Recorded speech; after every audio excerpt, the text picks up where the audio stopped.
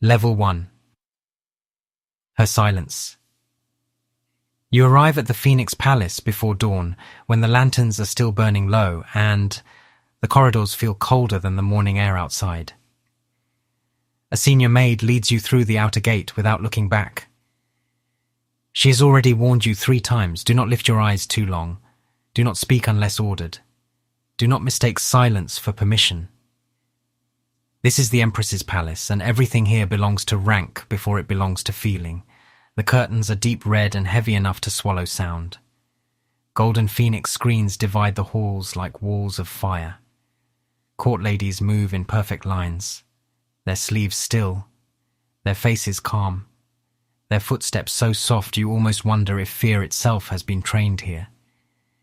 You're only a low servant, transferred to carry tea, clean incense ash, and stand behind screens where no one important should notice you.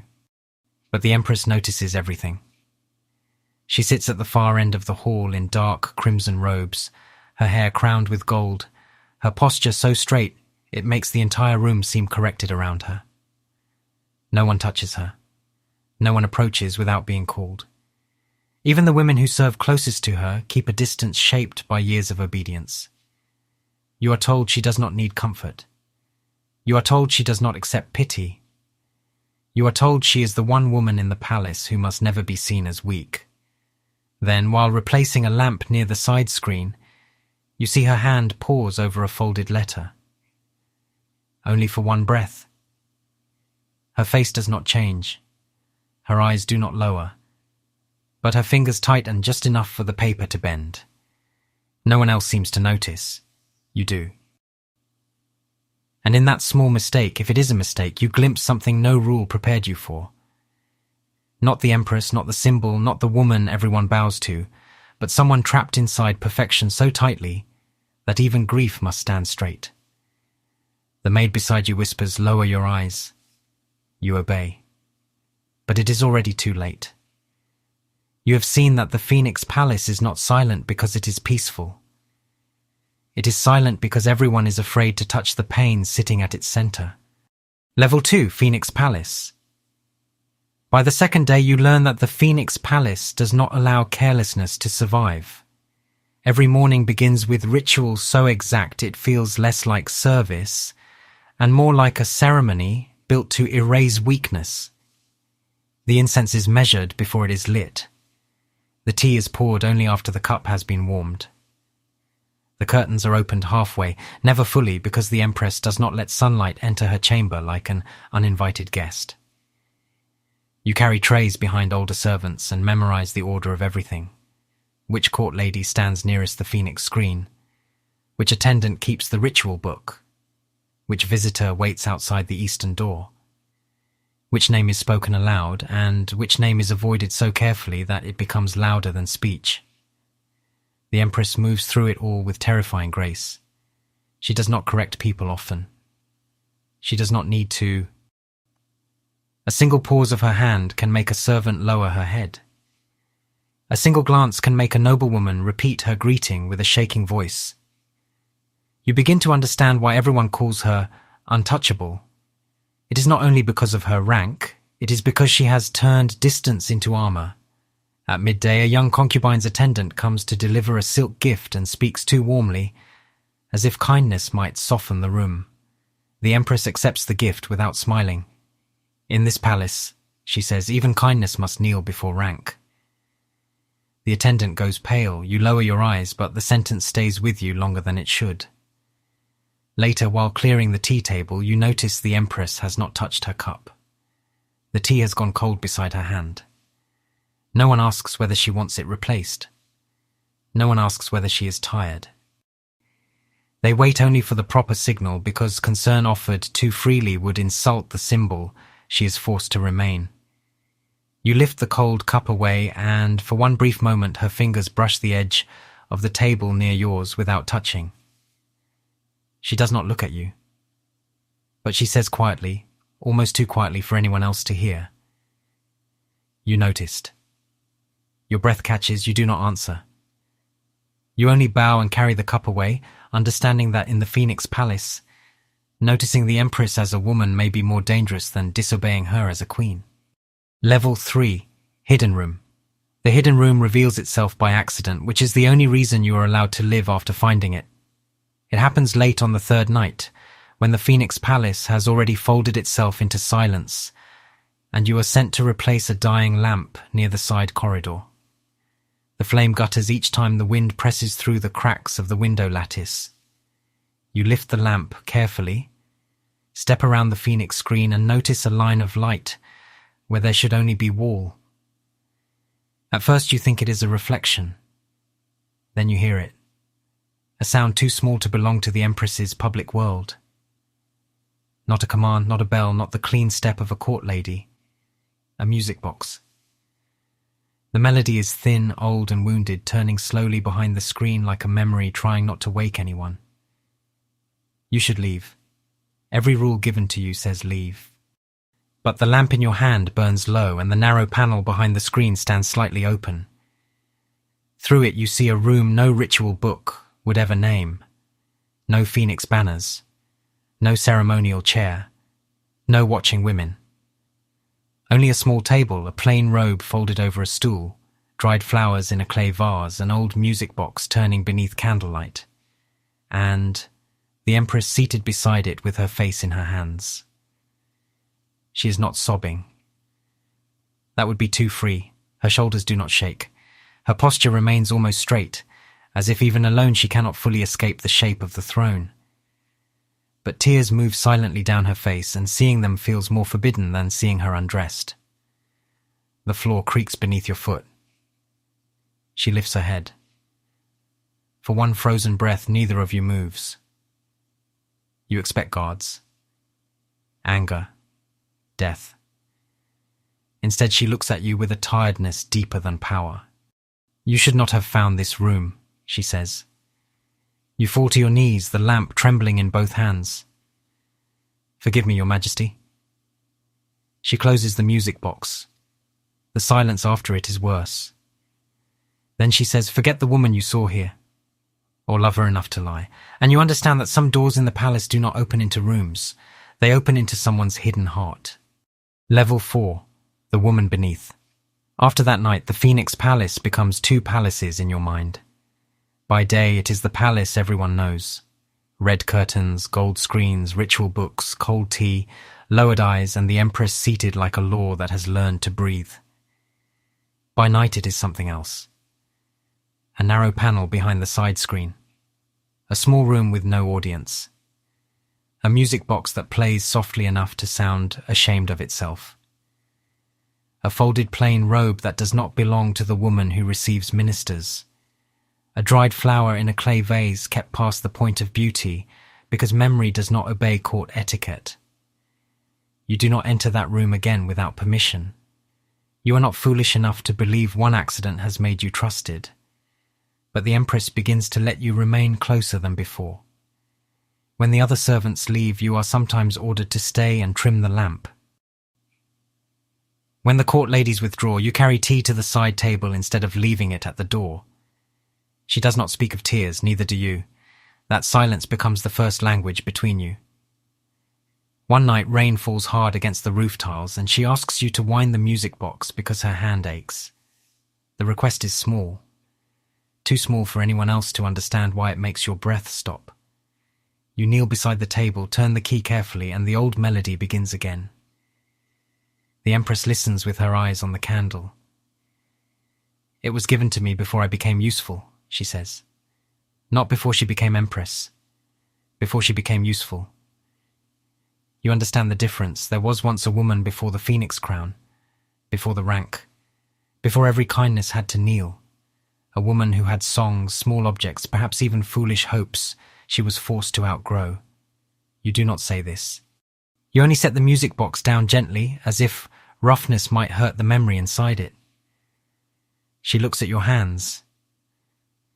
You are careful, she says, because it matters to your Majesty. No, she says, and her voice is quieter than rain. Because you know it matters to me. That is the moment you feel the boundary move. Not break. Never break. But move enough to frighten you. The most dangerous thing in the palace is not touching the Empress's hand. It is becoming the one person before whom she does not have to be entirely Empress. Level 5. Forbidden Mercy. The first lie you tell for the Empress is not grand enough to sound like treason. It is only a broken teacup, a wet handkerchief, and one pause too long before the door. Yet in the Phoenix Palace, small things are the places where truth escapes. It happens after a formal audience with the Emperor's sister. A woman with bright jewels, soft hands, and a voice sharpened by years of pretending concern is kindness. The Empress receives her with perfect composure. She answers every question correctly. She smiles when ceremony requires it. She lets the woman speak of loyalty, harmony, and the burden of rank, as if rank has ever been anything but a cage polished until it shines. But after the visitor leaves, the Empress returns to the hidden room and stands too still beside the low table. The music box is closed. The candle is almost gone. A single tear slips down before she can stop it, and when she reaches for the teacup, her hand strikes the edge. Porcelain breaks against the floor. The sound is small, but footsteps stop outside the panel. A senior court lady knocks. "Your Majesty." You see the Empress straighten at once, rebuilding herself faster than breath. But the tear remains. The broken cup remains. The woman beneath the crown remains in the room with you, exposed for one dangerous second too long.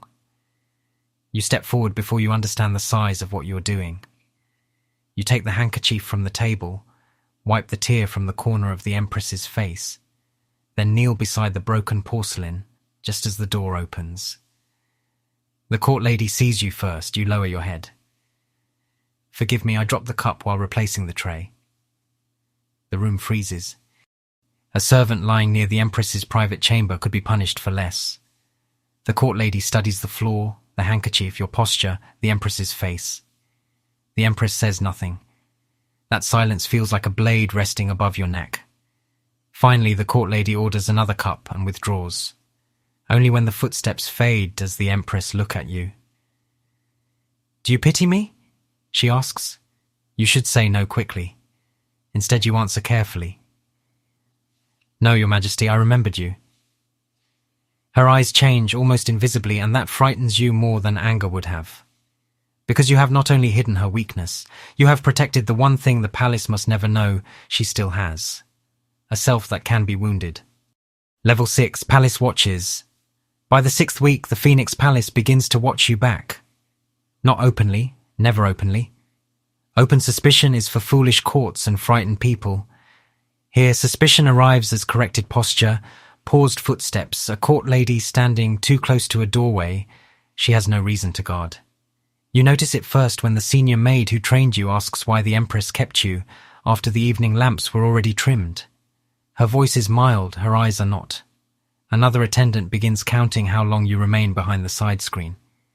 A younger court lady watches your hands whenever you carry the music box tray, though she has never seen the hidden room and does not know what the tray truly holds.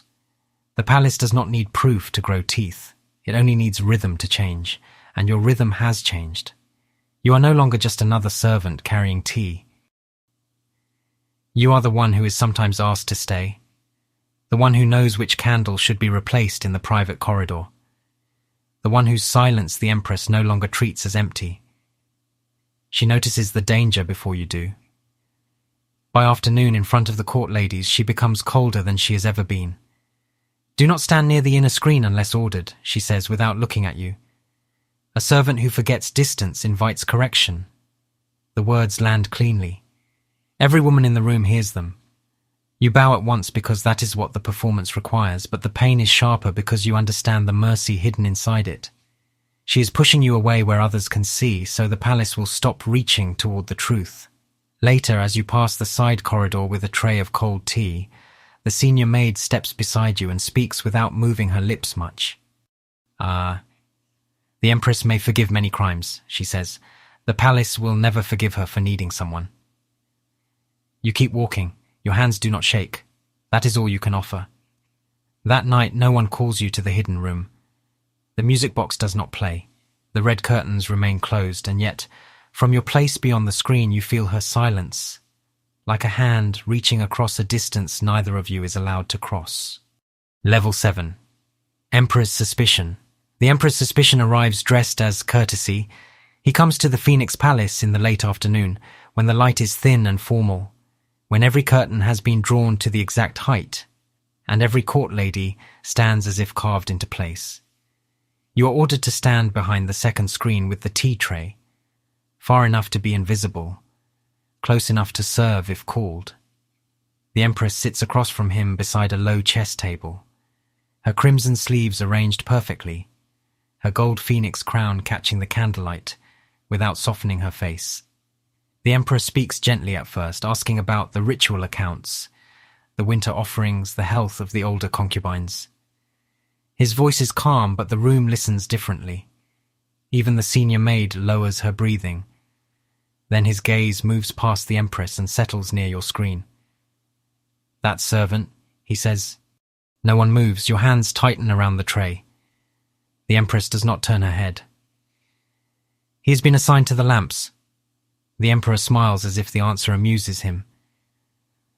"The lamps must be very complicated. I've seen him here often." The silence after that is not empty. It is full of knives carefully left on the table. You lower your eyes until the rim of the teacup blurs. The Emperor picks up a chess piece and turns it between his fingers. "Why does this servant know where Her Majesty keeps the night lamps?" For one instant the hidden room returns to you.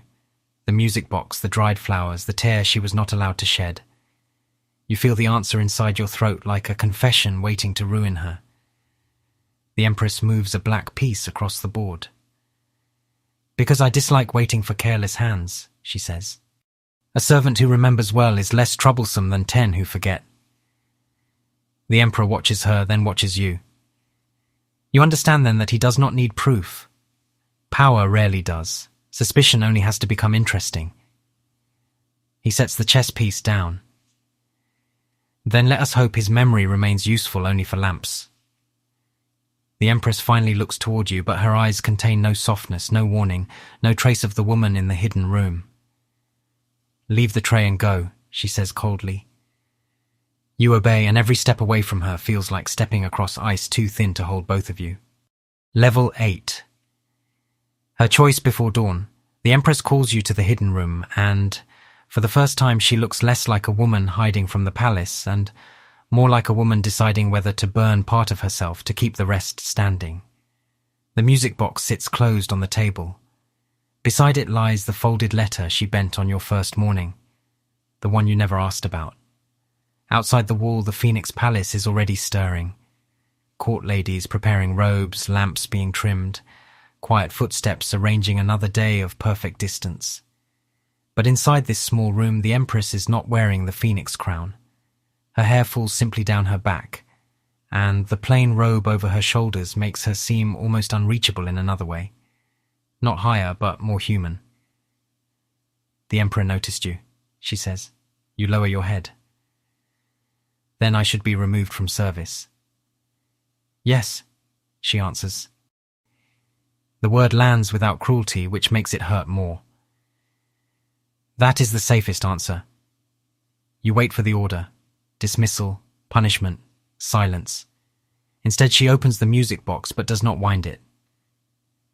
"If I save you, they will know I can be hurt." You understand then that the question is not whether you matter. It is whether she can survive anyone knowing that you do. A woman like her is allowed to command, judge, reward, punish, endure. She is not allowed to need. Need would make a door where the palace demands a wall. You want to tell her not to risk anything for you. You want to tell her that seeing the woman behind the crown was enough, that remembering her is enough, that a servant's life has never been worth the fracture of an empress's power. But she looks at you before you can make yourself noble. "Do not offer me easy sacrifice," she says. "Men do that when they want their pain to look clean." The words stop you. She closes the music box again. "I have spent years being untouchable because everyone believed I had nothing left to protect except rank. You have made that untrue."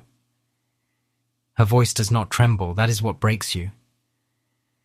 and now I must decide whether to punish you for it. Outside the first drum of morning sounds. Inside neither of you moves. Love, if this is what it has become, is not a confession. It is a weakness powerful enough to threaten a crown. Level 9. Love as treason. The investigation does not begin with chains, it begins with a request for records. That is how the palace hides violence when the person being wounded belongs too close to power. By the next evening, your name appears in places it should not. The lamp schedule, the servant rotation, the private corridor list, the register of who remained inside the Phoenix Palace after the second night bell. You are summoned to a small side room near the stone passage, not officially a prison, not openly a court, but cold enough to make the difference meaningless. A female official sits behind a low table with a brush in her hand, and 2 court ladies behind her. She asks when you first entered the hidden side corridor. You say you do not know what she means. She asks why the Empress kept you after the lamps were trimmed.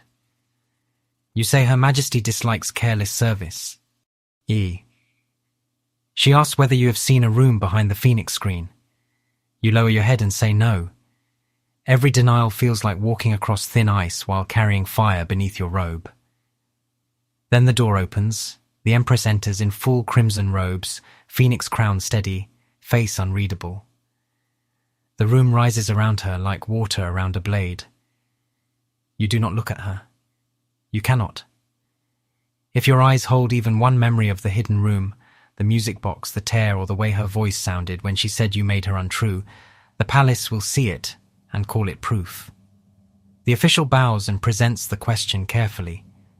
Why was this servant retained so often near Her Majesty's private chambers?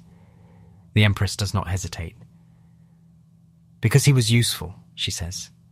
Nothing more. The words land harder than accusation. The official asks whether you are trusted. The Empress's eyes pass over you as if you are a chair, a cup, a shadow on the floor. He's nothing to me. For one breath, pain almost makes you foolish. Then you understand.